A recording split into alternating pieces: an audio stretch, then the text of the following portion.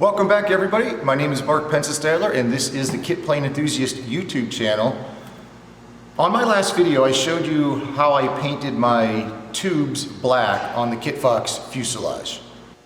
In the comment section of that video, Bart Goins, Bart, I hope I'm saying your name correctly, asked this question. When painting the tubes, you kept going across the tubes rather than the length of the tubes. Why is that? It seems to me that would be a much more difficult way of doing it. And Bart, that's a really good question, and that is what this video is about. I'm going to explain a little bit more on how I painted those tubes and why I went that direction. To answer your question, the first thing we need to understand is how exactly this paint gun operates and works. You'll notice these two horns that come out of the tip here. These horns, or this whole tip, can be rotated any direction. You can have it left and right, up and down, or at an angle, however you want it. But most of the time, it's either up or down, or left and right. The reason it matters which direction you have these is because I made a paper template here of the spray pattern of the paint gun. And you'll notice the spray pattern is the opposite of the horns. So when air is coming out the center of this paint gun, you have these two horns, which if you can see have holes in them that also blow out air, and that's what gets you your spray pattern. So if I'm holding the gun like this will be your spray pattern. If I rotate these, then we have a spray pattern that's flat like this. So depending on how you have this rotated, you can change how your spray pattern is. I want to show you why that spray pattern is important. In order to do that, I've mixed up a proprietary solution here. I've taken 2 parts hydrogen, mixed it with 1 part oxygen, and I've come up with a solution I can use to practice spraying. You can mix this at home. If you can't mix it at home, Walmart or virtually any grocery store sells this pre-mixed for you. I'm going to take it and I'm going to pour it into my paint gun.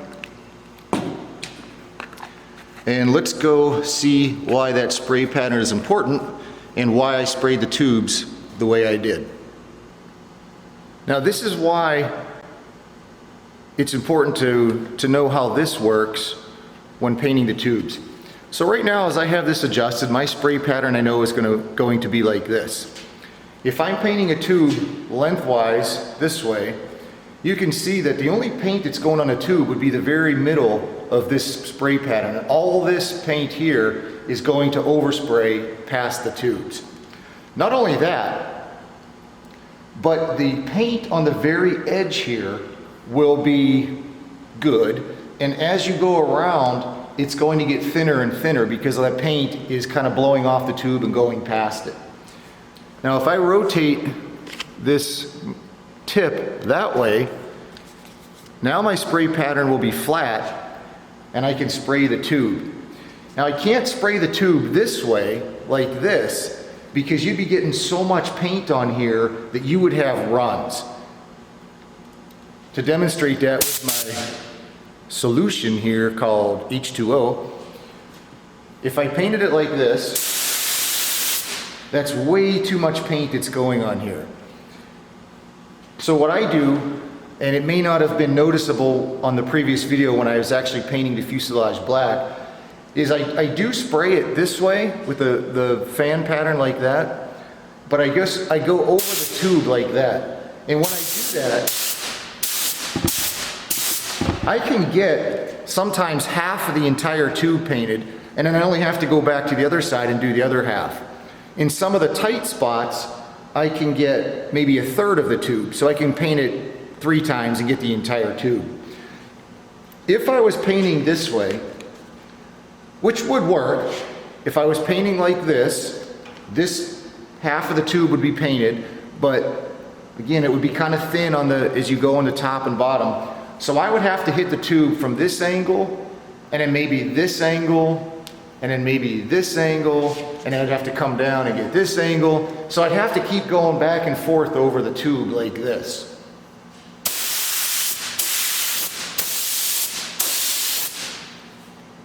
Now that would work, but I think you're just wasting a lot of paint because, like I said, when the fan or spray pattern is this way, most of your paint is going as overspray.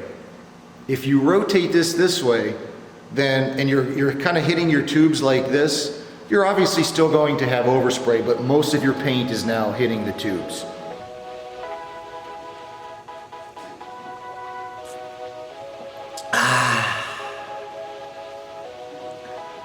I'll bet I could patent this and sell it as a drink. I could get rich. All right, I hope I've explained that clearly, and I hope you understand maybe a little bit better how the paint gun works and why I painted the tubes like I did. You know, just like anything in home building, there's a million ways you can do things. Painting the tubes lengthwise would certainly work. It's certainly not wrong. I've just found that I think the way I did it produces a little bit less overspray, puts more of your paint on the actual tubes, and for me it was just a little bit easier to do. When I had painted the fuselage black, I had to cut off the ends of the rudder cables. These are the ends here. There's actually 4 of them. They go into cables like that. And the reason I had to cut these off is because they were in the way of where I needed to paint. Those rudder cables come from the back of the fuselage up through these brackets right here, and there's a couple big pulleys that get bolted in here. So the rudder cables are in here, and then they come up and they go through these tubes. I couldn't pull these tubes out of here, so I just masked them off when I painted. But the cables came out here with the ends on them, and in order to paint into here, I had to remove the pulleys and get rid of those rudder cables. So I had to cut off the ends, but I think the rudder cables are long enough just to put new ends on, because back here, you can see they're just rolled up. So there looks like there's plenty of cable. I don't think I need to replace the cables. I just need to get new ends and swage those on. If you guys are interested in seeing what the fuselage looks like now, that little cheapo Harbor Freight paint gun, although it really is a piece of junk, it did do a very nice job of painting the tubes. I think the fuselage looks great. I'm glad that it's black now. I did tape off all the aluminum here so I wouldn't get paint on it. This all gets covered with fabric anyway and then painted over. But I think it looks good. All the tubes that are going to be visible when the airplane is done are now black. Like I said in a previous video, it was a lot of work to do this, but I'm glad I did because it looks nice. One last item of interest, with these rudder cables, I wanted to put them back here and bolt the pulleys back in and put the rudder cables through these plastic tubes again. But for each cable, you can see that they split into 2. So here you have 2 cables. This way is forward, that way is aft, back towards the rudder. So I'm not sure why these split into 2, which means I'm not sure how they go up here, if they crisscross or how exactly they connect to the rudder pedals. So I have to look into directions to actually see how to route these, because I don't want to put them all through these tubes and bolt this all back together if they're not installed correctly. So it's just one more area where, since I wasn't the original builder, I need to look in the manual just to see how these rudder cables get routed. Guys, look at these nicely machined pieces of aluminum. These are really nice parts. These are the mounts for the landing gear. And my original idea was to paint these black. And then over here, you can see that this is the landing gear for the KITFOX. It's a solid, big, huge chunk of aluminum. And I wanted to prime and paint these parts black and then get the landing gear onto the fuselage so I can get the fuselage off the sawhorses. But now I'm starting to think, I'm not 100% sure I'm going to want the gear black. I think I do, but I think I'm going to hold off on painting these until I'm a little further along and I get that finalized if I want them black or not. So I think the next step for me is just to bolt these on and bolt the gear on and get it on its wheels.